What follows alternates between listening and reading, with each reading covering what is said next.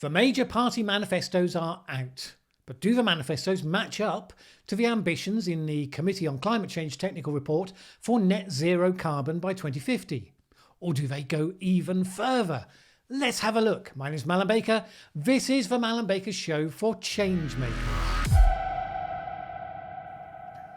We're going to look at some of the major areas relating to climate change: energy production, buildings, transport, and food and agriculture. We're going to include the main UK-wide parties, the Conservatives, Labour and Liberal Democrats. And although they're not a main UK-wide party, let's throw in the Green Party as well, since this is supposed to be their area. Before we start, let me say a couple of things. Just to repeat what I've said here before, when it comes to this election, I am a genuine floating voter. I have no sentimentality about any of these parties. Obviously, all the manifestos are freely available, so you can check what you think of them in detail. I've covered what seem to be the major aspects in this area, but there's always smaller details that can't be fitted in to a video like this, and I advise you to go and check for yourself. Secondly, I've gone purely by what's in the manifestos. No campaign promises are counted unless they're in the manifesto. Third, there are lots of reasons why people will vote in this election, and I'm not suggesting in this video that policy on climate change is the only basis on which you should cast your vote. Some would say that, I don't. This video isn't about trying to persuade you to vote in a specific way, it's purely a reflection on what's made it into the manifestos on climate change. You might decide one party has the best policies on climate change, but decide that other factors outweigh that in the casting of your vote. And finally, it's worth noting at the beginning, one thing that may crop up again later. Obviously, the closer a party is to being able to win an election, the more they have to make sure that they're going to be able to deliver on their promises. Parties that have no realistic chance of forming a majority government may feel freer to include more radical and expensive policies simply because they know they'll never have to implement them. It's something to bear in mind when reviewing these. For the two parties that might realistically form a majority government, the questions might be, is this enough? And would this work? For the other two, it might be, is this actually realistic? And would this work? So with all of that said, let's go first of all to the big picture commitments. The Conservatives are committed to net zero by 2050. This is the target set out by the recent Committee on Climate Change report. It remains the most ambitious target of any major economy worldwide at the moment. And they refer to the CCC report as their detailed plan. The CCC technical report goes into a lot of detail, showing why that timescale is very difficult to shorten.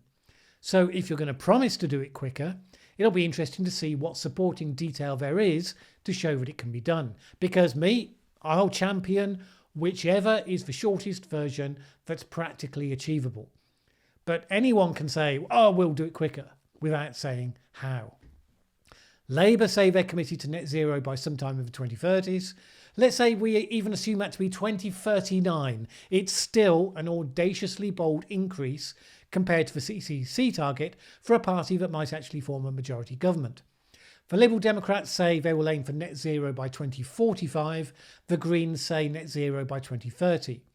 You can fixate on the differences in the timescales if you like, but just pause for a moment and enjoy the luxury of the fact that we have a general election in the UK and all the major parties are signed up to achieving ambitious net zero carbon goals. That is not the case in many, many other countries. Before you get all grumpy about how dreadful you think someone else is, let's appreciate that's where we're starting from.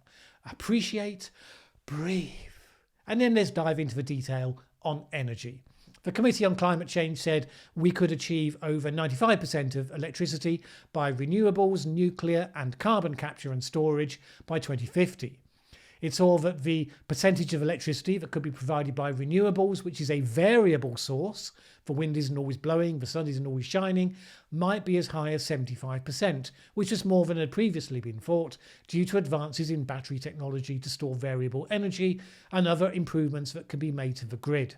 Underpinning that has to be some rock-solid, always-on baseload supply, which they propose should be new nuclear power plant, possibly 2 new plants to join the one being built now at Hinkley Point. And then there also needs to be generating plants able to come on stream as and when needed when peak demand needs to be met. It suggested this backup supply could be gas with hydrogen or gas with carbon capture and storage.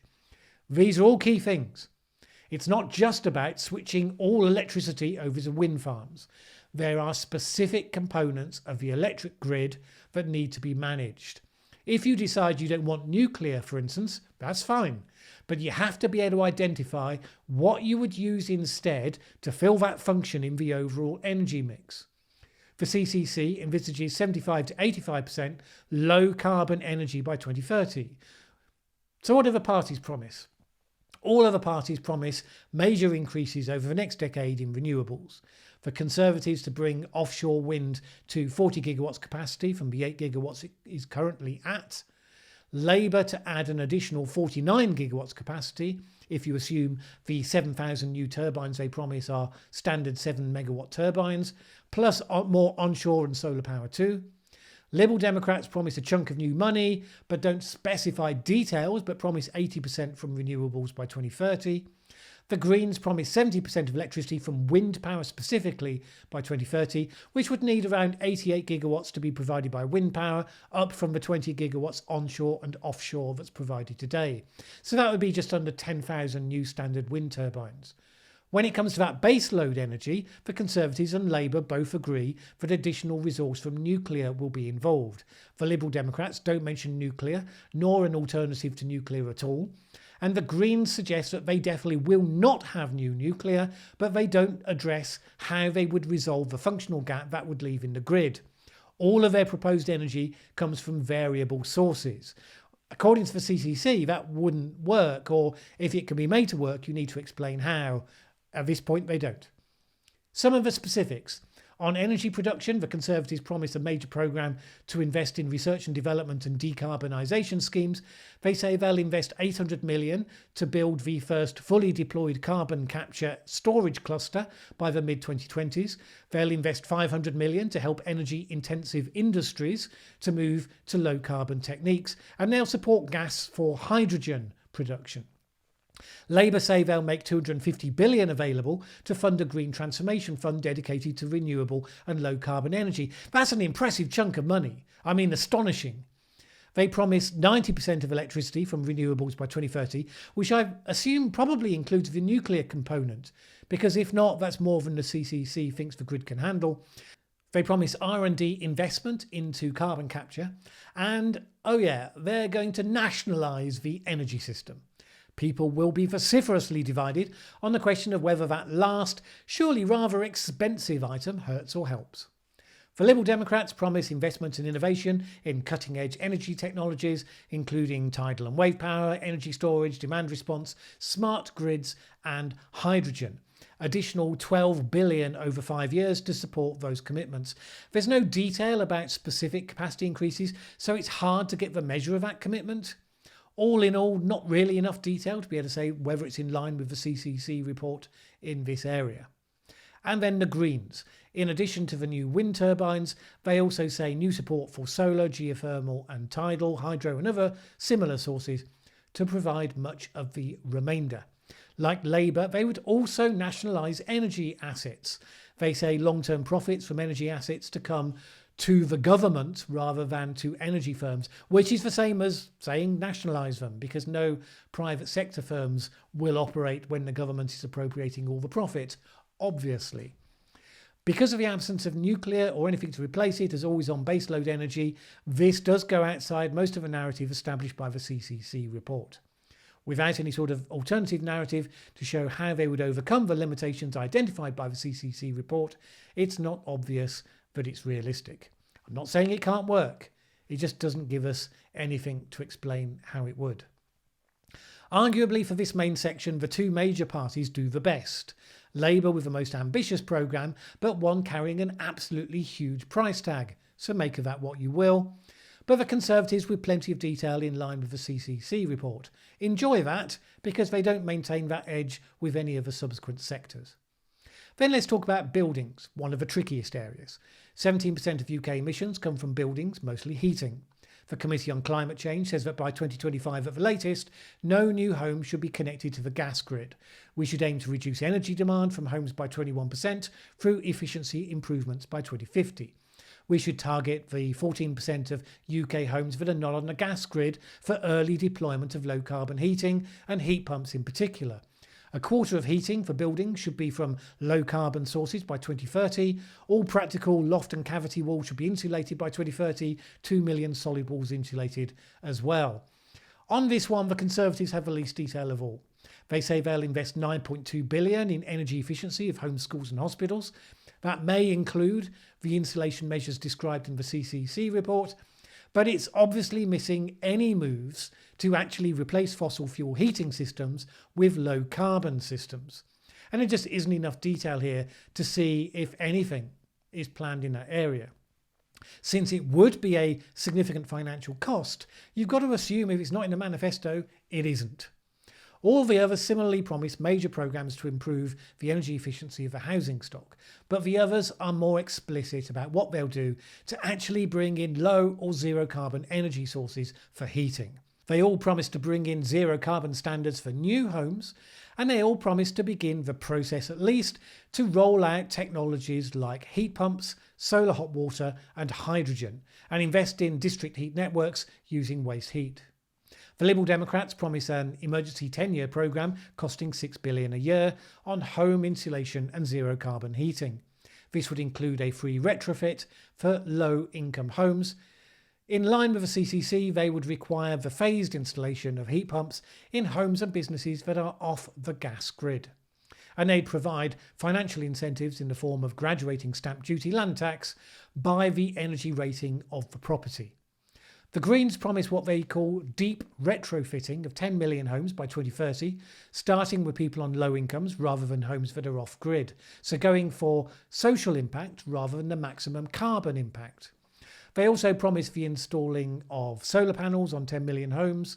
Then there are some general promises about replacing gas boilers with heat pumps, but there's no date attached to that. Same for insulating non-domestic buildings. On this section, it's probably the Liberal Democrat policies that seem the best informed by the nuances of the CCC report and which seem to be in line with the ambition that it shows. And it's the Conservatives who are definitely in the last place on this one. Moving on to transport. The Committee on Climate Change envisages a major shift towards electric vehicles and away from petrol or diesel.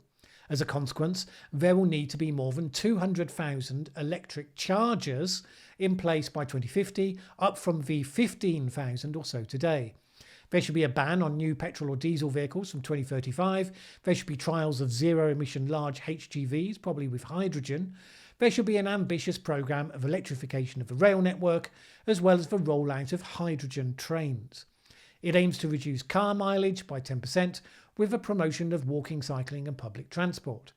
For air travel, the aim is to hold emissions constant at 2005 levels, with growth in demand constrained to 60% above 2005 levels and aiming for fuel efficiency improvements of 1.4% per year. So, looking at the manifestos, all the parties support investment in the electric vehicle charging infrastructure. They all support a date for the end of sales of new petrol and diesel vehicles. 2030 for the Lib Dems, the Greens and more tentatively Labour. The Conservatives say they will consult on the earliest date it can be done. The two big parties are tentative, I imagine, because they know it only becomes possible once you've upgraded the electricity grid to cope with a larger demand and you've installed most of your enhanced charging network. It's not just a date you can pluck out the air if you're a party that's going to have to deliver on its promises. In addition, Labour says it will nationalise the railways. Also controversial. All the parties promise more electrification of the railways and promotion of walking and cycling. The Liberal Democrats would cut VAT on electric vehicles to encourage take-up, and they'd support innovation with a clean air fund. Neither the Conservatives nor Labour rule out a third runway at Heathrow. Both the Conservatives and Labour say that Heathrow would need to demonstrate that it could meet stringent standards for expansion. The Conservatives want to use technology to cut the significant time aircraft spend waiting to land, and they say they'll build on Britain's work in electric and low carbon flight, which is a slow burn issue, let's face it. The Liberal Democrats would have a moratorium on new runways, would require zero carbon fuels blending for domestic flights. The Greens would ban advertising for flights, no new runways, and would put a carbon tax on domestic flight fuels. The Liberal Democrats and the Greens both promised taxation to target frequent flyers, which is in line with what the CCC suggests. Although for the Greens, their definition of frequent flyer is from your second journey onwards, which some might hold to be on the punitive side. The Greens remain pretty anti-car, even with the switch over to EVs. They want no new roads, reduce the speed limits to a default of 20 miles per hour in cities, 40 miles per hour in non-residential roads except for major roads. None of the parties embrace the full range of actions from the CCC report. For instance, the focus on developing a hydrogen fuel network for HGVs, vehicles which are very hard to electrify. Nothing much said by anyone there. The Greens would invest in additional freight routes by rail, but that won't divert a huge amount from the road, so it remains a gap. If you're a fan of nationalisation, I guess you'll be with Labour in this section. Both the Liberal Democrats and the Greens provide more detail for their sections, more carrots from the Lib Dems, more sticks from the Greens. Finally, let's talk about food and agriculture. Agriculture accounts for 9% of the UK's emissions. Some of that drops when the use of fossil fuels in agricultural machinery and food processing and distribution drops, but that's only a relatively minor proportion. The CCC targets savings by increasing livestock densities and improving agricultural productivity with existing technology, which it believes could release a fifth of land out of agricultural use, making it available for tree planting, energy crops and restoration of degraded peat, all of which would represent carbon sinks to offset some of the remaining impacts. It also sees as part of that a continued decline in consumption of beef, lamb and dairy. There's been a 7% decline in meat consumption since 1974. It aims to see an additional 20% by 2050. Also a reduction of food waste by 20% by 2025. Now, once again, the Conservatives have little to say here. They do talk about an additional 75,000 acres of forest per year and restoring peatland. So although they don't talk about specifically transitioning land to alternative uses, one might argue it's implicit in that programme. But there's nothing about food waste, nor encouraging changing diets. All the parties match what they've got, promising major programmes of tree planting. Labour, an ambitious but unquantified programme. For Liberal Democrats, 60 million trees per year, and the Greens, 70 million. And they all promise to reduce food waste, although it's easy to promise, not entirely clear how they will achieve it. Labour says it will aim to achieve net zero carbon food production by 2040. But there's not a lot of detail in their section, and therefore no real substance that persuades you that their plan is actually designed to achieve that outcome. The Liberal Democrats say they will put £18 billion over 5 years into a Nature Act, restoring natural environments, water, air, soil and biodiversity, with restoration of peatlands, heathland and native woodland. The Greens are the only ones who dare to address the diets question, and they do it again in a relatively punitive way. Whilst promoting the benefits of healthy diets, they push home the message by taxing meat and dairy products. And whereas they've made steps to avoid regressive impacts on poorer people in other policy areas, there's nothing like that specifically here, and it would definitely be a regressive tax putting up the price of food. The Greens also go in the opposite direction to that recommended by the CCC, since they push away from intensive production towards more organic and mixed farms. Rather than enabling more land to be made available for forests, organic farms, because they're less intensive, require more space for the same amount of food production. So it's not clear how the shortfall on food production gets made up. Is the implication that we turn over more land to food production, or that we import more food? Not addressed. So in summary, the influence of the Committee on Climate Change report is clearly to be found in all the manifestos. The biggest difference between most is the relative speed and scale of doing the self-same thing, which is not a difference many are going to get that excited about. The big questions are this. The Conservatives accepted the Net Zero by 2050 report, so measures in that report that are not major items or are broadly referred to in their manifesto, one might assume they intend to implement. But there are certain substantial major commitments they don't mention here. And since the end result of the election is most likely to be a Conservative government, very active scrutiny on what actions they do and don't take are going to be essential. For the rest, Labour's may well be the most ambitious programme in terms of the money they promised to spend. Given that a major chunk of that also comes with two major nationalisations, you will have to ask yourself whether it's likely to deliver on the whole hugely expensive package, and therefore which items would be dropped if not. Labour haven't traditionally prioritised the environment, but a lot has changed in recent decades, so that doesn't necessarily mean it definitively couldn't be now. You have to judge. The Liberal Democrats did worse on the energy section, but arguably the best in all the other sections. But there are significant gaps still, and some things that are expressed in very general terms and not quantified. I really would have hoped for better from the one that turned out to be the best. The Greens promise the environmentalist traditional vision, but they don't address the practical factors that present problems with that vision.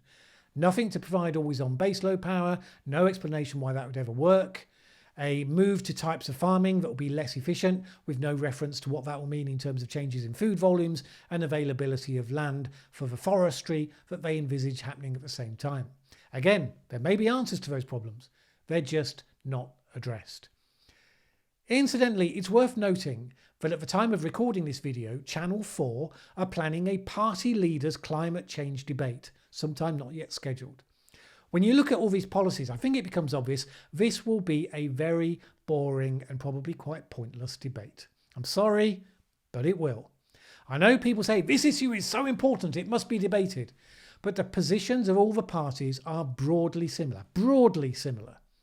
And that is not the stuff of scintillating debate. You won't get people excited with arguments about can it be done by 2030 or must it be 2035. Boris Johnson won't be there because it's set up for him to be the whipping boy. So in his absence, they'll all just go on about how dreadful the Tories are. And we'll get a bunch of rhetoric about how urgent the issue is, where everyone will agree. And then they'll big up their differences, which will be technical and uninteresting to a wider audience. Which, won't matter too much because most of the wider audience won't tune in to watch it. Only people like us. Good people, obviously, but a minority. Frankly, I wouldn't be watching either if I didn't feel I had to, because I find campaigning politicians excruciating to watch, even on the issues that I care about. So there it is. A good time will be had by all. The most important thing will be action after the election. Paralysis by Brexit typified most of the last government. If there is a hung parliament, that could carry on being the case. And it will be crucially important to ensure that whatever the makeup of the House is, all of the areas of relatively common agreement on these manifestos can get processed. That may well be an excellent mission for a grassroots campaign if it could focus on the possible. And if it can't, what's it for?